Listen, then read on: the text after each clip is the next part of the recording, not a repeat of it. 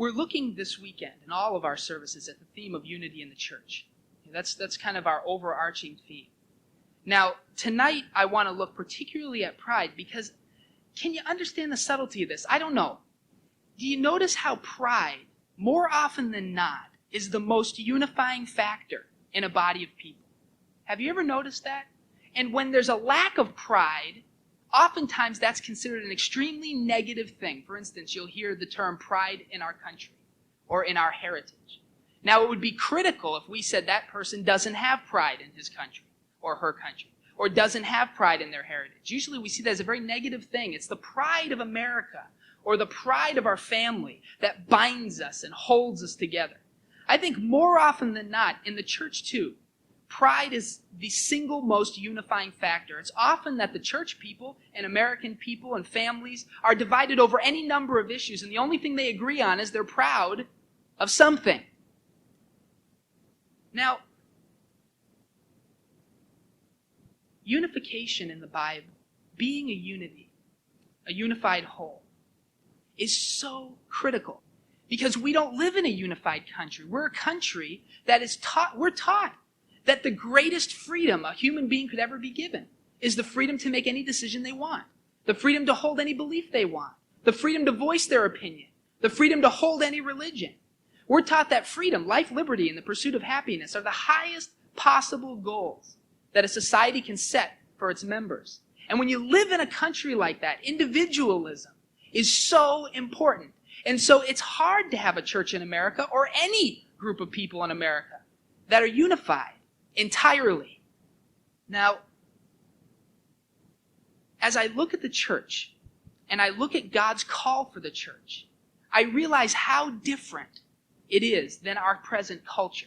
And the hardest argument that I think you can ever make biblically is one that's countercultural. But we're going to look at it tonight because as much as I might hate preaching it and as much as you might hate hearing it, it's one of the central ethics of the Scriptures. In 1 Corinthians, the number one sign that a church has lost its God-centeredness and is slipping into worldliness is bickering over doctrinal issues.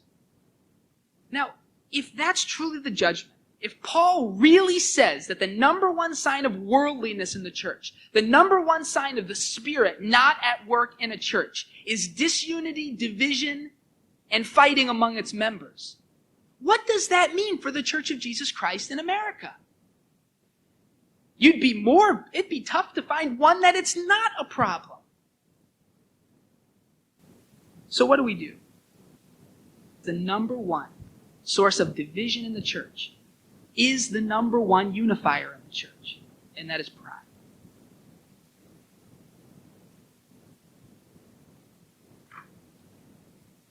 We're going to begin tonight in Matthew 23, sort of.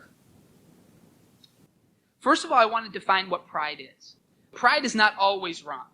As a matter of fact, we have several examples of pride that appear to be positive. For instance, Paul says that he has pride in the churches, some of the churches that he's built, not all of them. Now, that seems to be okay. He also encourages the churches to take pride in his ministry. He encourages them to pray for him so that he might find success and they might be proud of him. So that seems to be okay. But something happens when pride turns from being other-focused, for others' benefit, and turns to be self-interested. And this is when pride becomes sin. Now, the biblical text talks a lot about pride. Proverbs 16:18. It says, "Pride goes before destruction, a haughty spirit before a fall." Now, Peter picks up the same type of an idea when he quotes Proverbs 3:34, but he does it in 1 Peter 5. He says, "God opposes the proud, but gives grace to the humble. Humble yourselves, therefore, under God's mighty hand, that he may lift you up in due time. Cast all your anxiety on him, because he cares for you." Self-interested pride is a deceptive unifying principle. It has the appearance of strength, but in the end, it tends to be exclusionary and elitist. Let's look at Matthew 23. Matthew 23, verses 1 through 15. Then Jesus said to the crowds and to his disciples, "The teachers of the law and the Pharisees sit in Moses' seat. So you must obey them and do everything they tell you. But do not do what they do, for they do not practice what they preach. They tie up heavy loads and put them on men's shoulders, but they themselves are not willing to lift a finger to move them. Everything they do is done for men to see. They make their phylacteries wide and the tassels on their garments long. They love the place of honor at banquets and the most important seats in the synagogues. They love to be greeted in the marketplaces and to have men call them rabbi.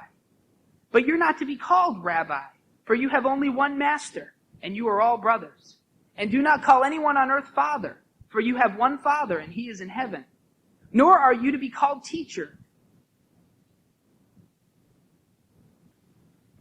Now, I want to put this in context for us. The Pharisees and the teachers of the law were the pastors, the committee leaders, the Sunday school teachers of first century Judaism.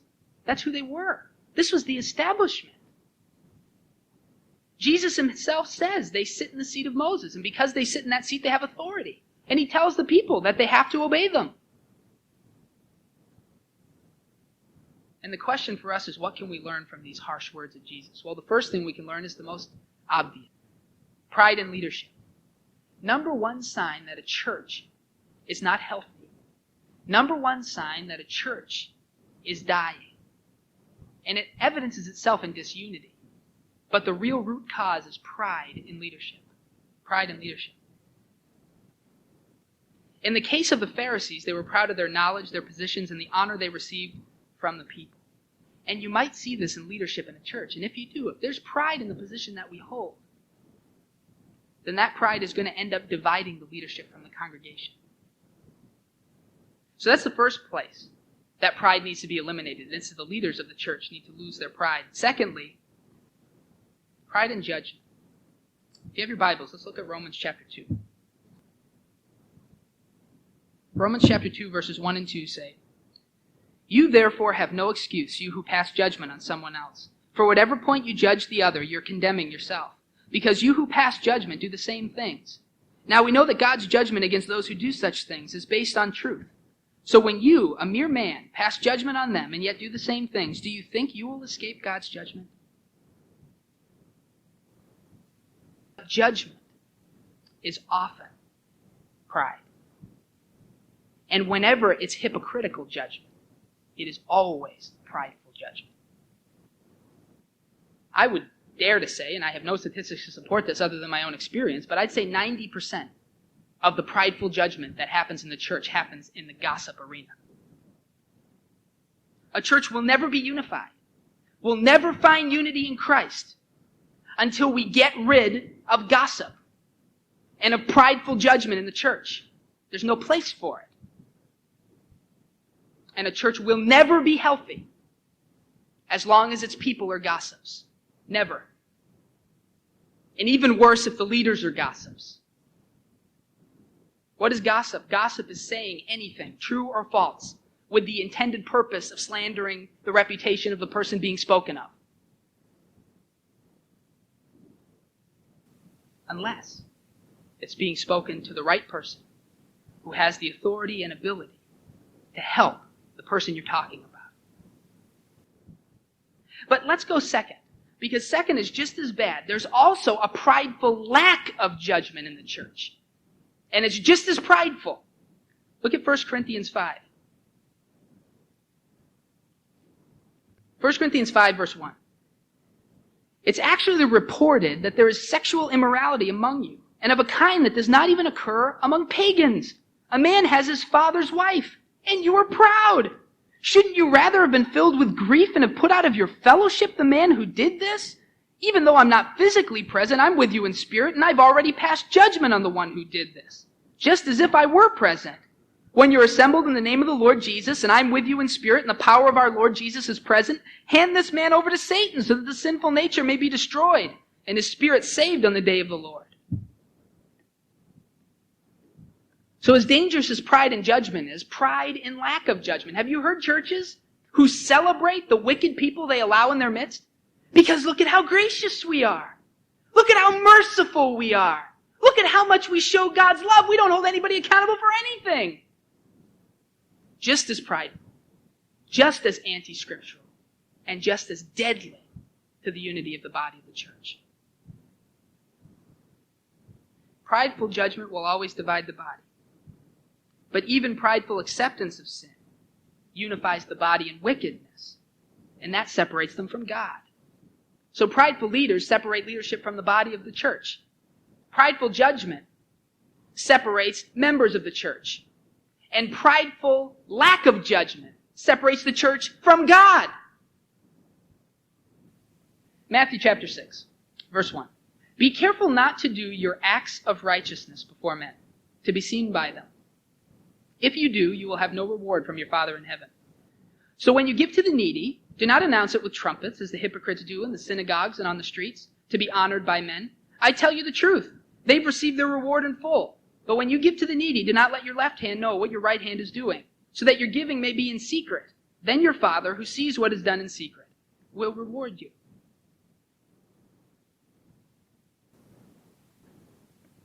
What changes would we need to make in a church if we were really to submit to this teaching? If we were really to not celebrate the good deeds we do? Honorariums, memoriams. Every pew Bible in my home church had somebody's name in it. Is that taking honor for the good things that we do? That's pride. Can we see that it's pride? Even if it's pride because we give it in memoriam of somebody else, can we see that it's pride? That pride will divide our church. And when pride takes over a church, when there's pride in leadership, when there's pride in judgment, when there's pride in lack of judgment, when there's pride in giving to the needy and in doing good things, that church, biblically, is as far from God as a church can get. Because the example of Jesus Christ and the answer to disunity in a church is humility. Humility is two parts. Number one, it's recognizing what your strengths and rights are. You see, the essence of humility is having strength and purposefully not utilizing it for your own glory. That's what humility is. That's why Jesus, when he knelt down and washed his disciples' feet, could be called humble. Because he was God. He knew who he was. He was no one's servant, but he made himself the servant of all. That's humility. And pride is the exact antithesis of humility. Pride is getting what we deserve. Getting glory for what we deserve to get glory for. And it's that humility. And until we see it, we can talk about unity in the church till we're blue in the face. And we can talk about growing a church until we're blue in the face. But until we stop with the pride and start becoming the humble church of God, we will never see health. I don't know why we don't look at Christ on the cross and realize that he could have gotten down. If he wanted honor or glory, if he wanted somehow to be recognized for who he was, all he need do was get down from that cross. But his example to us is one of humility. He had every right to be praised as God, but he let him spit on him. He had every right to be heralded as King of Kings, but he died on a cross. And then we, his followers, when called to follow in his footsteps, build monuments to our acts. When our Christ laid down his life, asking nothing and looking for no honor. If he is our example, what has happened? And so the challenge today, if we're serious about becoming a unified body, it's going to take humility. If we're serious about growing our church, it's going to take stepping back from the honor and glory that's due us. If we're serious about growing a church, we're going to have to stop judging in gossip and start judging based on the Word of God. You see, you can't have one without the other. We've got to stand up and be the church of Jesus Christ. And that means not everybody's going to like us. And it means that not everybody's going to be happy. It also means that we're not going to get a lot of glory for what we do. But in the end, we'll be a unified body who points to Christ for glory and not to ourselves. Who invites new people in and they feel welcome because they have as much ownership in the church as we do, because we never make them feel like they haven't been here long enough, or like they don't have enough vested interest, or that they don't have enough lineage. We never would do that. So what are our main principles? We need to get rid of the pride of leadership, and leadership has to be service.